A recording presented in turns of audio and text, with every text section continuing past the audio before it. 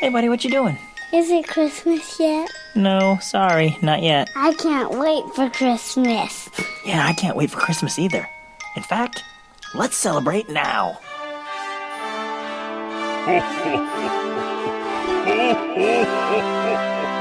Welcome to the Can't Wait for Christmas podcast.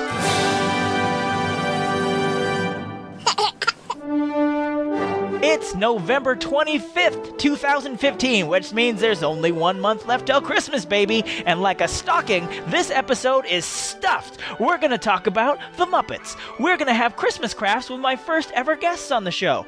I'm going to talk about my 5 favorite signs that Christmas is coming, and we did a contest last month, so that means this month, it's time to announce the winners. Let's not waste any more time. Let's get this sleigh ride rolling and start the show.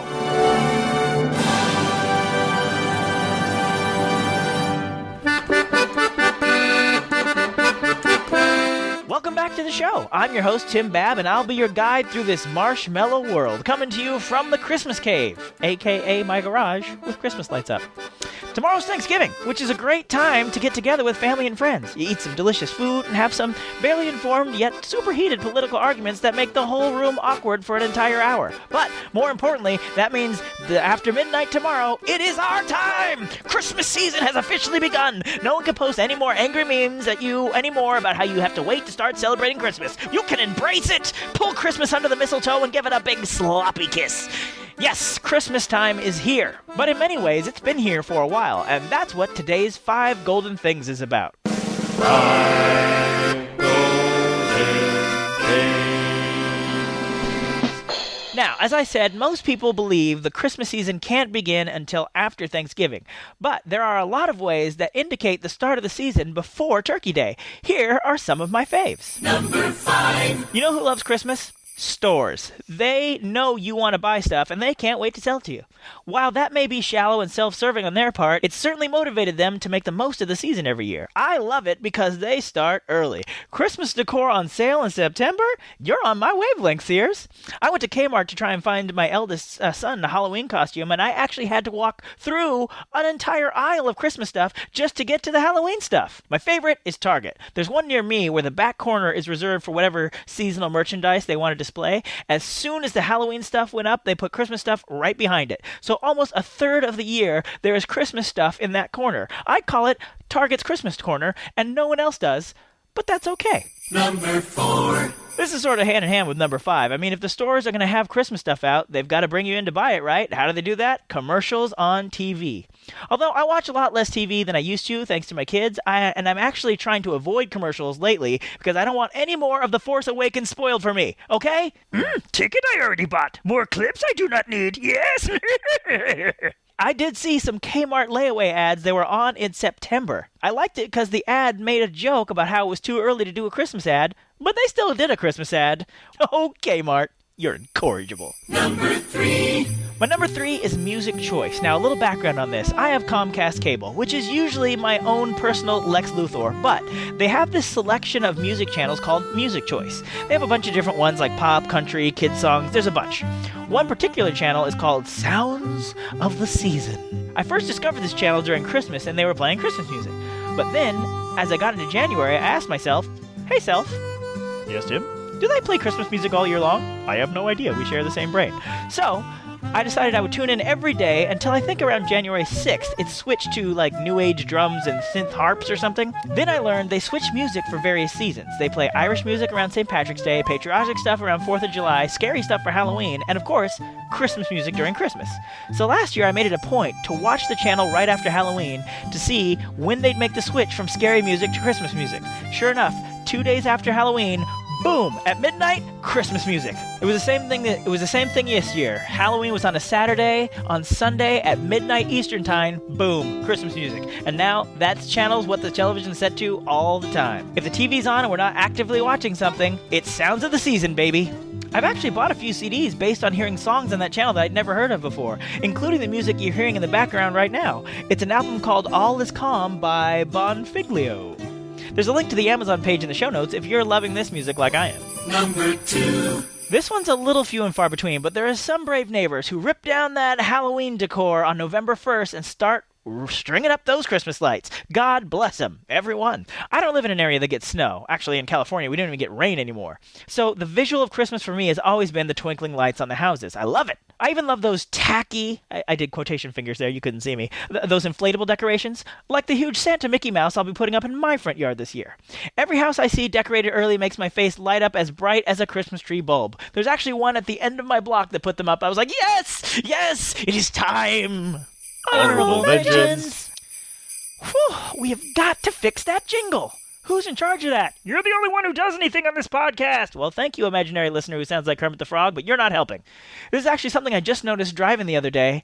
Christmas tree lots are already up. Now, this episode is coming out on Thanksgiving, but I'm recording it before Thanksgiving, and Christmas tree lots are already up. Who buys a Christmas tree now? That thing has got to be dead by the time you get it to December 25th, right? I don't know. I've never bought one this early, but just seeing them up still makes me happy. But now let's get to... Number 1. Those who know me should not be surprised that my number 1 is Disneyland. Christmas is a magical holiday. Disneyland is a magical vacation spot. When Disneyland is decorated for Christmas, it's almost too much magic. From the Christmas decorations all over the various lands, to the festive Disneyland parade, to the fireworks display, to the tune of your favorite Christmas carols, to It's a Small World being transformed for the holidays, Disneyland just gets 10 times better at Christmas time. And growing up, I had a tradition. My mom and I used to go to Disneyland every Thanksgiving. So Disneyland was our kickoff to the Christmas season. When we would arrive at Disneyland, it would always be done up for Christmas, and from then on, it was time to celebrate Christmas. So Disneyland plus Christmas plus my mom plus nostalgia is why Disneyland is my number 1 favorite harbinger of holiday happiness. And that actually leads me to our next segment. It's time to start decorating soon if you haven't already, and if you don't want to spend a fortune on store-bought decorations, or if you just want to have a little fun craft to do with the kids, or something to do by yourself while you're watching Christmas movies, this next segment is a little craft you can do at home. Don't worry, you don't have to be Martha Stewart, and you don't need a ton of crazy supplies, but this is the first time I've ever had guests on the show, so won't you please make them feel welcome as my special guests join me for We Need a Little Christmas Now. Need a little Christmas.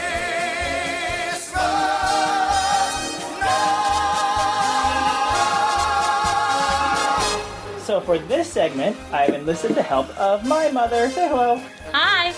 And my oldest son, Michael. Say hello. Hello. We are going to do a Christmas craft where we are going to make... A poinsettia. Very good. Okay. My lovely mother-in-law and youngest son are in the background. Cheering us on. Okay. What you need to do is have a piece of paper with a square. And the easiest way to do that is to just get a regular piece of paper. And I usually use red because, you know, poinsettias are red. And I fold it into a triangle. And then I cut off the part that isn't a triangle. And you want to save that part for later. So just cut that piece off. Yeah. And, Then you cut and that here piece it off. is. This square has become a triangle. Okay. So- Now I'm going to make another. I'm going to fold it in half and make another triangle. And now I'm going to fold it in half and make another triangle. Okay, and now I'm going to fold it again to make another triangle, but it will be an isosceles triangle. And what it is you fold one corner of the triangle in this manner. So it almost looks like a geometric ice cream cone. Oh, you don't have to tell the nerds listening. They knew as soon as you said. Okay, all right. Now this is the important part. We're going to cut it. Make sure you have a pair of scissors that can cut a lot of pieces of paper. And all you're going to do is cut an oval. But now that isosceles triangle, don't cut the one with the huge big fold. Cut the area with all the other folds on it. So here you go. You're just going to cut. So basically, you cut the straight side, not the angled side. Whatever. Just make sure you don't cut the big fold, the one that's just one fold. So here, And then after you cut that kind of an oval, it turns into a red flower. so, and I prefer to do it also in green and yellow because it looks much prettier with a little pop behind it. I didn't do the yellow one, but there it is. Okay, now this leftover stuff, Yeah, the leftover stuff. you use it to punch holes, and I happen to use a Mickey Mouse hole punch, but you can use whatever hole punches you want. And you just punch, make sure you punch some red and green and yellow holes. To make. And what do they make, Michael? And then make Mickey Mouse's inside Yeah. the thing, so it kind of looks like a poinsettia. Yeah, we sprinkle them in the middle because there's yellow, green, and red in the middle. Those are the seeds. Yeah. And that's it. And So- like I said, you can use any color. I've seen people use white and just use red magic marker to make it, flashy like the newer poinsettias. And I've even used brown paper. The end. And you can do it, this is something you can do like the kids can help out with. And Easy you can do lots peasy. of them and you just hang them up around the house. Yeah, because Michael, how many of these did you punch out for me? A ton. That's right. Literally. A ton. 2,000 pounds. 1,000 pounds. How much is a ton? Well, I'm pretty sure I just lost some nerd cred. So thank you very much, Mommy. Oh, you're very, very welcome. Thank you very much, Michael. And thank you very much, Nana. Yes, thank you very much, Nana and James, for putting up with this. Happy crafting, everyone. Bye-bye. Do it. Bye-bye. There you go. I hope you enjoyed that, my first guest segment. I realized some of the descriptions were kind of visual, and it may be hard for you to conceptualize. I'll be putting a step-by-step blog with photos up at can'twaitforchristmaspod.com. Probably not today, but in the next couple days. Sorry, Thanksgiving is super busy around this house. Well, I mean, around every house. But I promise I will get to it soon so that you can start those crafts over the weekend. And I'll be sure to put the link to the blog in the show notes of this episode. So thank you, Mom. Thank you, Michael, for doing that craft with us and sharing it with everybody. And also, thank you to Danya and James for providing a little joyous noise in the background. So now, let's move on to a new segment. I get emails, Facebook messages, and comments on the website from you folks, and I think it might be beneficial to address some of your questions or comments on the show. So, let's delve into Santa Babb's mailbag.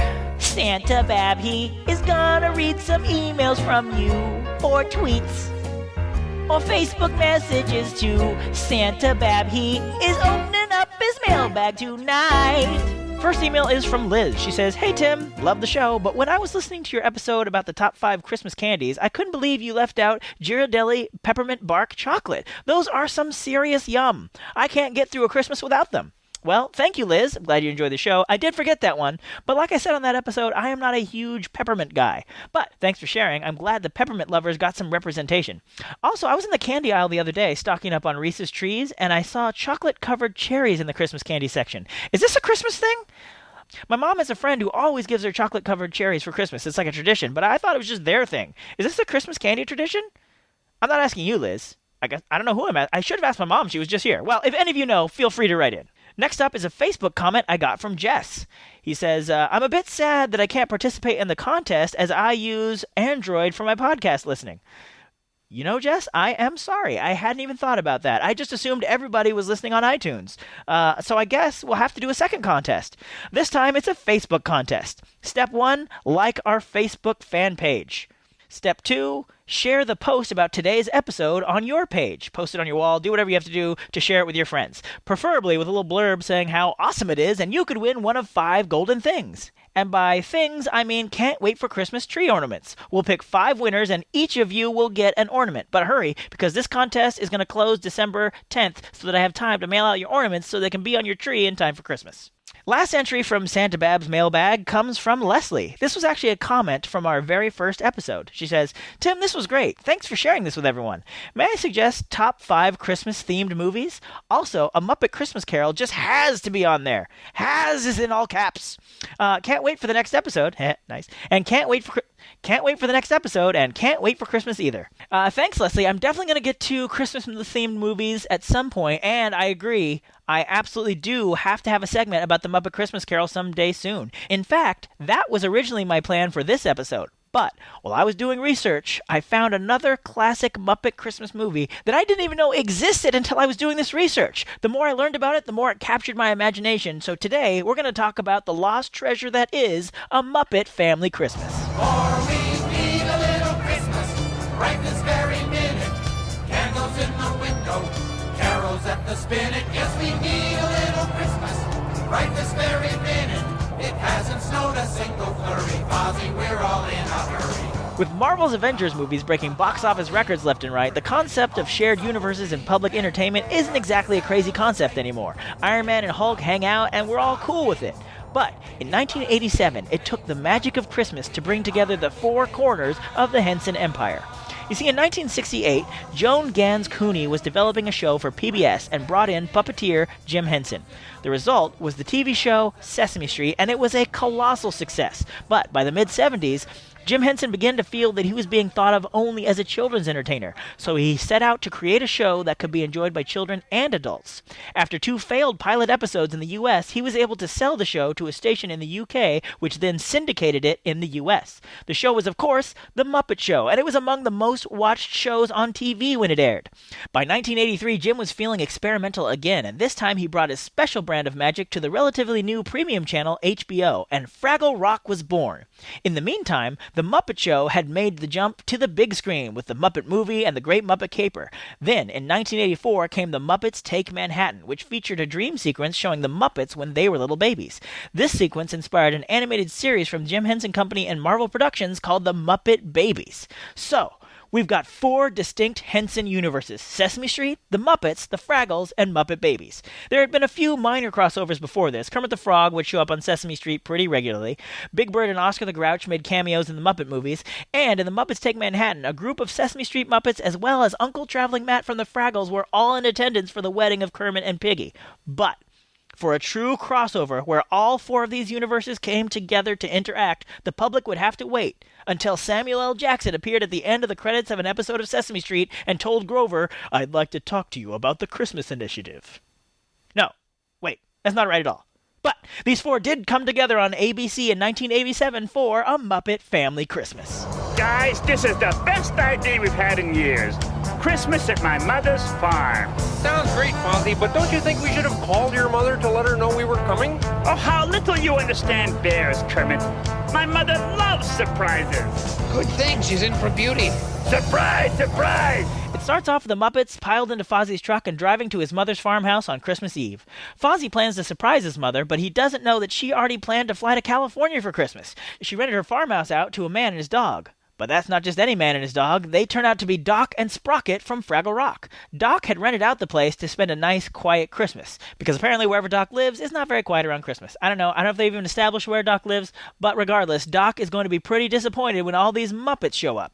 Fozzie's mom is also disappointed because she had hoped to spend Christmas in sunny California, like I said, like lying on the beach. I gotta tell you, Fozzie's mom, I've lived in California all my life, and it still gets plenty cold here in the wintertime, so you're not missing that much. Plus, you get to spend your Christmas with all those Muppets. This apparently was very little consolation to Fozzie's mom, as she had to clear out her house to make room for these new guests. Listen, Mrs. Bear, I know there are an awful lot of us here. Oh, and so don't you worry about it. There's plenty of room for everybody. Excuse me. You promised me a nice, quiet Christmas. You think you're disappointed? I just took 3 months of surfing lessons for Zip. While Fozzie's mom was cleaning out the house, she finds some old home movies, and they realize it's the Muppets' first Christmas together. They roll the film, and look at that. It's the Muppet Babies. Now, this is interesting, because this is actually a retcon of Muppet continuity. Up till now, the Muppets first met kind of like the way we see him in the Muppet movie. Kermit starts off in a swamp, then he meets Fozzie, then they meet Gonzo, then they meet Piggy, and they meet the Electric Mayhem, and it snowballs. That's supposed to be how they first met. But now they're saying the Muppets all met as babies. Up till now, that's only been true on the Muppet Babies TV show. Even the scene in Muppets Take Manhattan was just a dream sequence, but now they're saying the Muppets really did all know each other as babies. It raises so many questions, like why is a bear and a frog and a pig and whatever Gonzo is, why are they all being raised together as babies? Like, what happened to their parents? Why are they all being raised together? And if this is where they met as babies, why are they all meeting again in the Muppet movie? Is this a time continuity snafu? Or are the laws of Muppet reality being rewritten before our very eyes? Before your brain can explode from trying to figure that out, Animal breaks through the screen and the scene is over.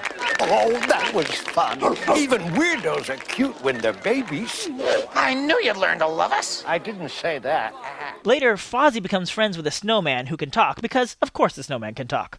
Also, he can joke. So Fozzie and the snowman try to become a comedy duo. They try to do their act in the farmhouse only to be thwarted by Stanler and Waldorf, the two old Muppets who were always heckling Fozzie on The Muppet Show. Hey, everybody! Would you like to see our new act? We'd love to see your act. In fact, we'd hate to miss your act. In fact, we'd love to hate your act. Oh! Statler, Waldorf, where'd you guys come from? They're friends of mine, Fozzie. They come visit me every Christmas. My mother is friends with you guys? These two comics are made for each other. The snowman is ice cold and the bear's not so hot. Oh, please. I gotta say, I'm very glad my mom has never invited any of my hecklers over to her house for Christmas. That I know of. But then, a group of carolers come by the farmhouse, and it turns out to be the gang from Sesame Street. See the blazing Yule before us. La la la la la la la. Strike the harp and join the chorus. La la la la la la la la. I will not sing this song. La la la la la la la la. While I count the Yuletide treasure. La la la la la la. Now the house is even more crowded, and Doc has lost any hope of spending a nice, quiet Christmas. But I think slowly but surely, he doesn't seem to mind anymore. Oh, hi there. Hey, we're Ernie and Bert. Yeah. Well, hi there yourself. I'm Doc. Oh, did you know that Doc starts with the letter D? Why, yes. Yes starts with the letter Y. Yeah. True. And true starts with the letter T. Hey, what is this? Where we come from, this is small talk. Whatever you say. Well, it's nice to meet you, but I've got to go and build some bunk beds. Bunk beds. C words. But they're still short one VIP at the farmhouse. Miss Piggy is Christmas shopping and has not yet arrived at the farmhouse. Then a blizzard is coming in as Kermit is worried about Piggy being stuck out in the blizzard. Boy, that storm is really getting worse. Yeah, I hope Miss Piggy is okay. There is one worried frog. Aha, that's one worried frog. Oh, he's not the only one. That's two worried frogs. Search me, more small talk, I think. Hey, I better go out and get some firewood. While they're pacing around and worrying, Kermit's nephew Robin finds a hole in one of the walls of the basement. He and Kermit investigate inside the hole, and they find themselves inside Fraggle Rock. Hi there. Hi yourself. You're Fraggles. I'll say. But you're not. I'll say. No, I'm Kermit. This is Robin. We're frogs. What's a frog? They're frogs. I'll say. Don't touch them. Frogs are probably noted germ carriers. Well, actually, we just came down here to wish you all a Merry Christmas. Oh, thank you. Nice. What's Christmas? Yeah. Oh, don't you have Christmas? No. Oh, that's when you gather together with the people you love and you wish each other peace on earth. Oh! Up in the kitchen, the Swedish chef is trying to cook Big Bird. Spoiler alert, don't worry kids, he doesn't. But that's one of the great things about this movie. It's so fun to see characters that don't normally interact having scenes together. Woof, woof! Yeah, bark, bark! Oh, Don't you just hate it when you can't speak the language? Finally, Doc finds Miss Piggy. She makes a grand entrance, and the whole gang gets together in the farmhouse for a medley of classic Christmas songs. And then Jim Henson himself appears, putting the final bow on this beautiful Christmas crossover extravaganza. Now, like I said, I had never seen this movie up until earlier this year. And I don't know how that was possible. I was a huge fan of all four of these franchises. All four!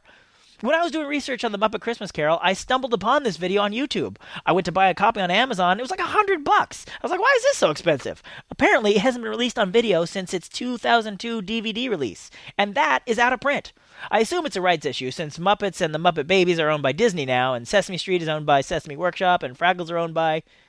I have no idea who owns the Fraggles anymore. I don't even think Wikipedia knows. I looked it up and Wikipedia went, brr, which is hard to spell. But I found out my library had a copy of the old DVD, so I checked it out and showed it to my oldest son, Michael. Now, Kermit and the Muppets are a mainstay at our house. The first movie he ever saw in a theater was Muppet Vision 3D at Disneyland. Hey, Disneyland, could you bring that back, please? Enough with Frozen. Sorry, separate rant. But he's never seen Fraggle Rock, and he's actually seen very little Sesame Street, so I wasn't sure what he'd think of it. Turns out he liked it a lot. Even if you don't have a history with these characters, even if you don't understand the significance of this crossover event, this movie just works. And that's saying quite a bit because my son saw the DVD version, which is way different from the version that I saw on YouTube. You see, when they made this movie, they negotiated the rights for some of the songs they sang for TV only. So rather than pay the extra to put the songs on home video, they just cut them out. So for instance, when they go to watch the movie of the Muppet Babies, it immediately turns off. So you get like 3 seconds of Muppet Babies. And also when Fozzie and the Snowman are first telling jokes, the song Sleigh Ride is playing underneath. And so that whole scene gets cut out of the DVD, and you never get to really see why Fozzie is so excited to tell Kermit about his new comedy partner. Come on, it's lovely weather for a bear and a snowman like you. Hey, that's pretty good harmony for a snowman. Actually, I'm a snowman. What's a snowman? Nothing's a snowman. What's a snoo with you? All in all, quite a bit is cut out, and while it didn't stop my son from enjoying the movie, there is a movement to get a proper Blu-ray release with all the scenes added back in, because let's face it, Disney has the cash to make this happen.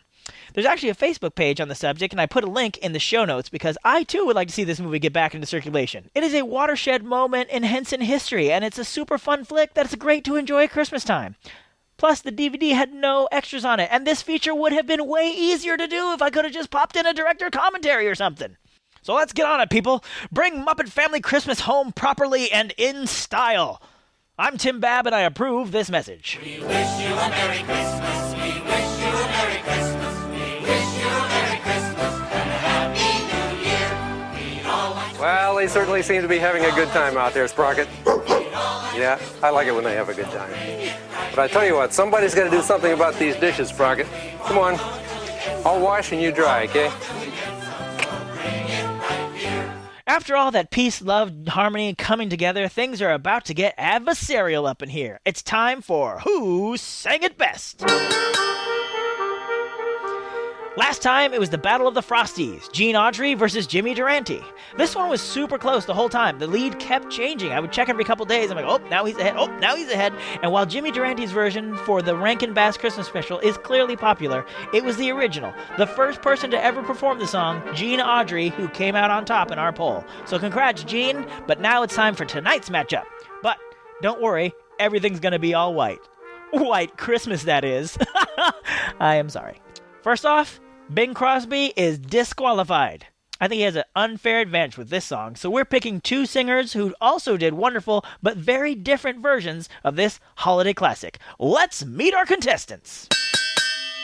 In this corner, it's the legendary doo-wop group that started in New York and wound up in the Rock and Roll Hall of Fame. Here are the Drifters.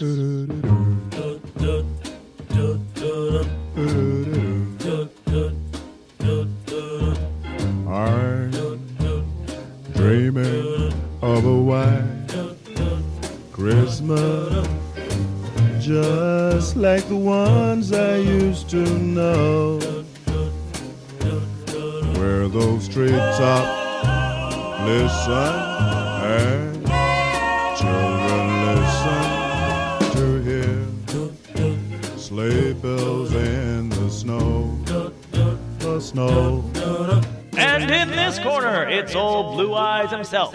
A man so well connected, even though he's been dead for 17 years, I'm too scared to make a joke about him. The one, the only, Frank Sinatra! I'm dreaming of a white Christmas,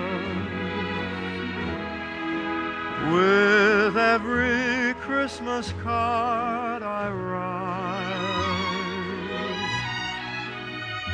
May your days be merry and bright, and may all your Christmases be bright. Now you can watch YouTube videos of the full songs before you vote at can'twaitforchristmaspod.com. Polls will only be opened until December 15th this time. But you can vote once a day, every day until then, so head to the website early and often to help us decide who sang it best. Lastly, before we go, we have some unfinished business.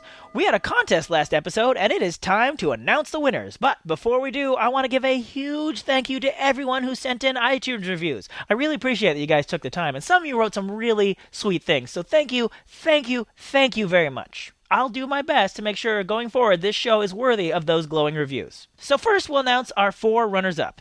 You each win an I'd Rather Be Christmas Shopping reusable shopping bag, an Ugly is the New Black Christmas Sweater greeting card, and a Santa Claus I'm Making a List post-it notepad. Those runners-up are Aaron, Bryce, Michael, and Grace. Congratulations, folks. I'll be contacting you by email so I can get your shipping address so that I can send these out to you as soon as I can.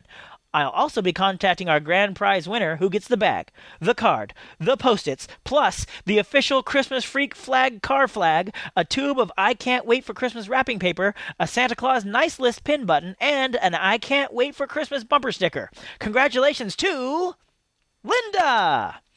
Again, thanks to all who entered and left reviews, and as a reminder, all of these prizes are from the official Can't Wait for Christmas podcast store at Zazzle.com/Can't Wait for Christmas. The site that hosts our store, Zazzle, they have some great promotional deals around this time, especially on Cyber Monday. So check out our Twitter or our Facebook page. I'll get the promo codes. See, if you order something from them, you can get on their mailing list, and I chose to be on their mailing list, and they send me promo codes all the time.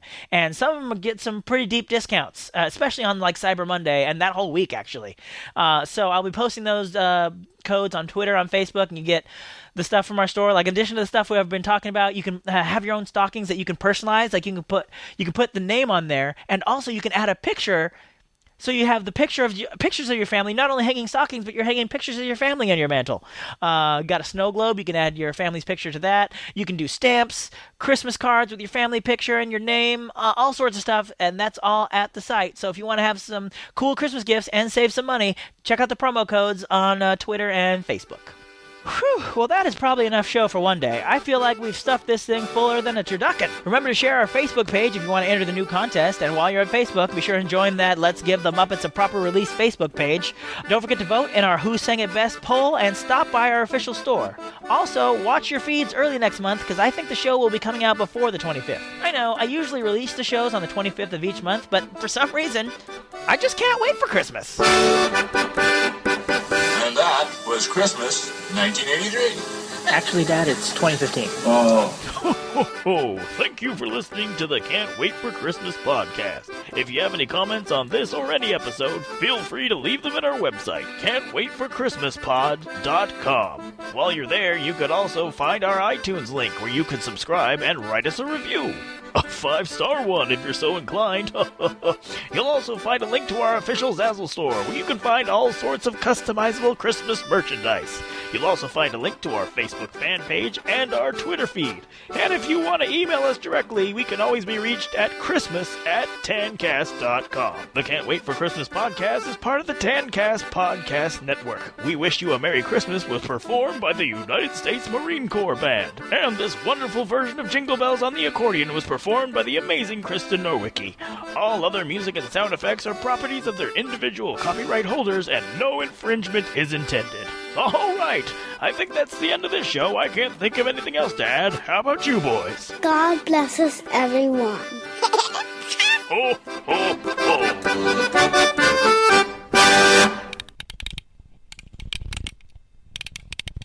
You said this would be visual because I don't know how to describe one of the Forced. One of the folds. If you hear this sound, turn the page. Boom. I will take pictures and then we can upload those. Okay. Welcome back to the show. I am your host Tim Babb, recording live. Welcome back to the show. I am your host Tim Babb, reporting to you live. Stop saying live. I've actually bought a few CDs based on hearing songs off that channel that I'd never heard of before, including the music you are hearing in the background right now, which I don't have the thing for. I've got to look it up because I wrote in the notes, hey, I'll look that up later, and I forgot I wrote that, so now I'm recording and I have to look it up. That's a little song I wrote. It's called Tim Didn't Prepare Very Well. What up, what up, what up. While I was talking, I actually Googled Tim Didn't Prepare Very Well, which does not help in this instance. Paul McCartney. It's not Paul McCartney. I know who he is. The Muppets. I know who they are. We'll talk about them later. Charlie Brown, we talked about him a while ago. It's hard to pronounce. Bonfiglio. Of course I picked one that's hard to pronounce. I'm going to go with Bonfiglio. From the Christmas decorations all over the various lands, to the festive Disneyland parade, to the fireworks display, to the tune of your favorite Christmas carols, and It's a Small World being transformed for the holidays, just gets 10 times better at Christmas time.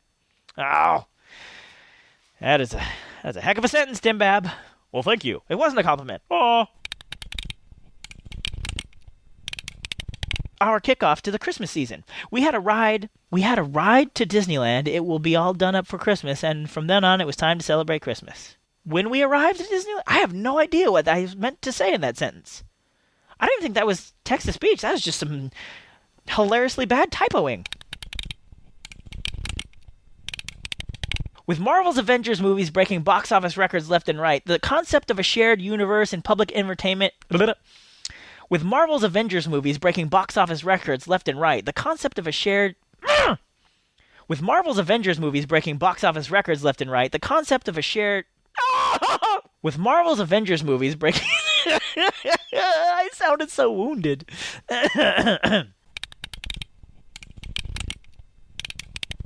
Wow.